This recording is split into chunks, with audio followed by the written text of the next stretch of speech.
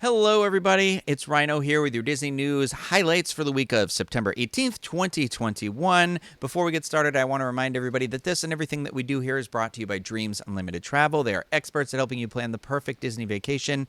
When you book with them, it costs you nothing extra on your trip, and you help support the content and the channel and all the stuff that we put out here. So, dreamsunlimitedtravel.com. Check them out there. Now, on to the news. Beginning September 23rd, which is this upcoming Thursday as of the recording of this video, Disney will pause the use of a virtual queue for Star Wars Rise of the Resistance. Starting that day, guests will use a traditional standby line to ride the attraction. The word pause here is very important because it means we could see it come back, go again, come back, go again, whatever, based on attendance and other factors, I am sure. But it is important to note that the timing on this pause is really questionable, considering that arguably the parks are about to have their busiest season that they've had since the shutdown, which is the 50th anniversary. I'm sure it's going to be kind of crazy. So my real guess is they're doing this in order to show how long a standby line will be for Rise of the Resistance, and then encourage people to purchase an a la carte Fast Pass lane suggestion. I know that people coming into town, that the boarding groups can be it can stress you out of your mind, because it's a lot. Are you going to get it? Are you not going to get it if it's the only thing that you wanted to do? And that's where the Lightning Lane a la carte selection eases that stress. You accept, okay, I know I definitely want to do this, so I am going to buy the entrance right there, and you have some peace of mind. And for other people, they just want to wait, and that's okay. You can have both a virtual queue and an a la carte selection. You know that, right?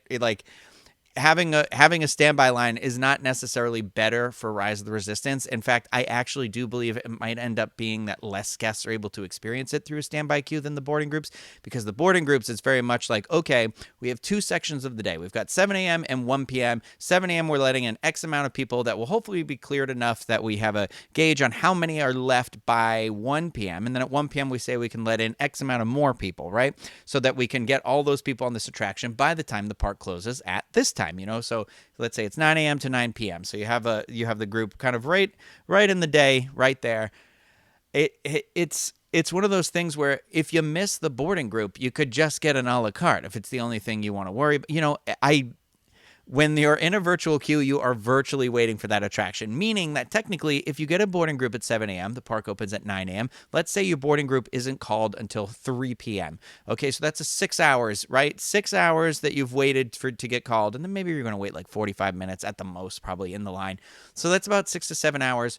Sure, that sounds like a long wait, but here's the thing. You didn't literally wait for it. It's just like a fast pass. You literally could have gone to another park. You didn't even have to go to the park. You could have went to Disney Springs. You could have watched a movie. You could have done anything. Because once your boarding group is called, you have 1 hour to get back to the attraction too. So maybe you couldn't have seen a movie. The app keeps you up to date. It is more efficient than waiting in the line. I know that it's much more traditional for us to want to wait in these queues, and then having to do a boarding group adds an extra level of stress and planning on it that we don't want, because Lord knows how much planning we have to do just to survive a Disney day these days. But I got a pretty condescending tweet online that kind of set me off a little bit, and I'm not going to go into it. I already recorded the video once and went on for a long time about this, but your time is money in a theme park. You have to divide up how much was the cost of that day, how many hours is the park open, and then decide, is a fourth of your day, a third of your day worth waiting in line for this, physically not being able to move a line, not being able to go to the bathroom, not being able to, you can go to the bathroom in the queue, but it's difficult, so like you can do that, not being able to eat. It is what it is. I hope that everybody gets to ride the attraction. Whoever wants to ride it, I hope that all those avenues are opened up for them. I'm happy that there is another way for those people who, this is the only thing they want to do at Disney World. Now they have a guarantee that they can do it. But removing the virtual queue, I don't know how it's going to go. If the line's 5 hours long every day, it's not going to be great for anybody involved, especially you coming down here, spending the $110. It's worse for people who are buying day tickets than it is for people who are annual pass holders. I'm an annual pass holder. It's no sweat off me to wait for that amount of time, because I've already paid for the whole year up front. You who just paid the $100 and something, it's worse for you, because I know online another person tweeted at me that it's about the annual pass holders are going to give up, so it'll make the standby queue better. Honey, I hate to tell you, it's the annual pass holders that can afford to wait that amount of time, not the regular day guests.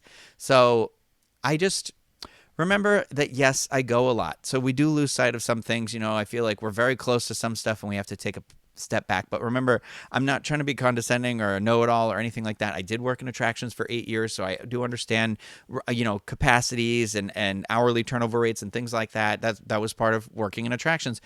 But I just want you to know too, like, we are trying to share that experience with you to help you plan the best vacation that you can, right? I'm not blaming anybody for the way it is, and when we find the person to blame, we'll blame them together. But yeah, so maybe let's not just jump down each other's throats. Let's just talk about it and just discuss what it actually means instead of just being like, Mr. Negative, Mr. and Mrs. Negative, or however you identify negatively. Anyway, we're going to move on from this. We're moving over to EPCOT, and we are going to talk about a big thing coming back this year, which is Candlelight Processional. People are very excited for this. After taking a break last year due to the pandemic, it's been announced that Epcot's Candlelight Processional will return to the American Garden Theaters beginning November 26th. This year's Candlelight Choir, you see how I tried to cover up that I said the word funny, will be comprised of only cast members without the addition of the school and community choirs that normally join in with the cast. I'm going to be honest with you. I never knew it was anybody but cast members, so I am terrible.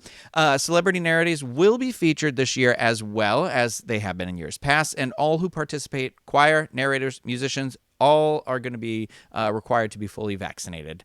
And I think that's cool. I think I know a lot of people who are looking forward to this event, and I'm happy to see it return. Anything to get us a little bit of extra Christmas spirit this year. Everybody, we need a full Halloween. We need a full Christmas. We need these things after the last like year and a half that we've been through. So I'm excited to see what narrators we're going to get, if there'll be some new people, returning favorites. I don't know. We'll see. But while we're talking about EPCOT, if you have your eye on celebrating the arrival of Harmonious with family and friends, Disney has released information regarding 2 specially ticketed celebrations that might be of interest to you. The 2 events that were announced are the Rose and Crown Fireworks Dining Package and Spice Road Table Dining Package. Those are both going to offer guests special seating and viewing for the upcoming nighttime spectacular. The Rose and Crown Fireworks Dining Package will take place in the dining location's waterfront seating area that was formerly open for regular diners to enjoy. The package, inclusive of tax and gratuity, I'm stumbling all over my words now, will cost $89 per adult 10 years and older and $39 per child ages 3 to 9, and will feature a prefix menu that includes 1 appetizer, 1 entree, a dessert platter, and unlimited beverages. Check-in for the package begins 45 minutes in advance of the fireworks and lasts for 90 minutes total. The Spice Road Table Fireworks Dining Package, which is also inclusive of tax and gratuity, will cost $72 per person and $31 per child. The package will feature Mediterranean flavors and fare and will allow guests to choose 2 small plates, a dessert platter, and unlimited beverages. You'll find Spice Road Table on the waterfront in the Morocco Pavilion, and you can, again, have to check in for that package 45 minutes ahead of time, 90 minutes total. Both of those new dining packages will be available to book beginning September 23rd. And remember, Harmonious debuts on October 1st, the beginning of the 50th anniversary. So there was a lot of drama this week on Diz Twitter. What else is new? I mean, when isn't there? But people went crazy when a rumor started that basically said Finding Nemo the musical at Disney's Animal Kingdom was closed permanently. People were like, oh, I'm so sad, lost my mind. Well, it turns out that was just a rumor, and that is not the case. Disney has announced that the characters of Disney Animal Kingdom's Finding Nemo the musical will return to Walt Disney World in a new and refreshed way. A newly reimagined show based on the fan favorite characters from the musical is currently being created and will debut in 2022. Guests can rest assured that songs like In the Big Blue World and Go With the Flow will be a part of the reimagined production. My guess is lip syncing. I don't know. I really don't know. You got to think, if they're reimagining it, what does that mean? I feel like that means figuring out how to do the show with cost cutting. Like, how can they tell the story? So biggest cost, equity probably. So if people are lip syncing, maybe they can remove the equity part. I think that would be, I don't know. That's terrible. That's not Disney. You know what I mean? So we'll just have to wait and see, though. We'll wait and see. I don't know. Could just be getting a little bit of a spruce up. Who knows? But I have one last story before I go. Disney Parks blog has shared a first look at the menus for Steakhouse 71, which is set to open October 1st. Steakhouse 71 will be located in Disney's Contemporary Resort in the location that formerly housed the Wave of American Flavors. So let's take a look at the concept art for the inside of the restaurant. Steakhouse 71 gets its name for the year the resort opened. While the restaurant will reflect the 70s, the seating appears modern yet comfortable. Steakhouse 71 will offer a breakfast, lunch, dinner, and lounge menu. Breakfast has a variety of typical American breakfast choices, as well as some more interesting selections like the Florida Eggs Benedict with crab cakes and Walt's Prime Rib Hash. For lunch, you'll find some typical steakhouse midday dishes such as French onion soup, burgers, and other sandwiches. Dinner is going to be the star of the show. A few notable offerings include the prime rib and Yorkshire pudding and the dry aged bone and rib chop. The famous bacon and eggs from the Wave has made its way to the appetizer menu, so everyone rest easy. There are some fun-looking dishes on the lounge menu as well. There's an option for peanut butter and jelly wings, or excuse me, PB&J wings with peanut glaze and jelly powder, which is very interesting. I might have to investigate that. Steakhouse 71 will also offer a variety of wines from Disney Family of Wines, and theming will evoke a 70s vibe to pay homage to the resort's opening days. So reservations for Steakhouse 71 are open now, I believe. I believe they just opened this week.